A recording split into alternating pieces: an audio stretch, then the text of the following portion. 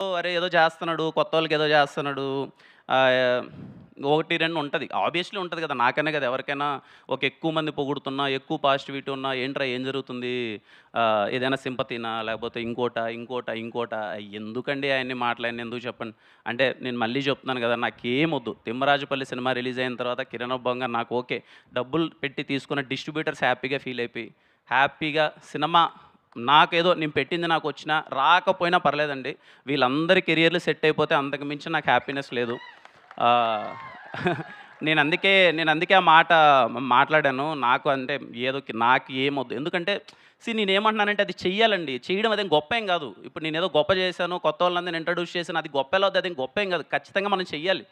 మనకు వీలైనప్పుడు రేపేదైనా ఒక కొత్త సినిమా స్టార్ట్ చేస్తున్నామంటే, ఆల్రెడీ సెటిల్ అయిపోయేసి, ఆల్రెడీ లైఫ్‌లు బాగుండేసి, ఆల్రెడీ వాళ్ళ ఫ్యూచర్ అంత సెట్ అయిపోయినోళ్ళని పెట్టుకొని చేయడం కాదు గదా! కొత్తోళ్ళకి అవకాశం ఇస్తే చాలామంది వాళ్ళ వాళ్ళకంతా లైఫ్‌లన్నీ వెలిగిపోతాయి గదా! అది నా థింగ్ అండి. అదేం గొప్ప విషయం గాదది. అందరూ చేస్తే చాలా బావుంటదనుకుంటున్నాను. నాకు వీలైనంత చిన్న ప్రయత్నం చేశాను.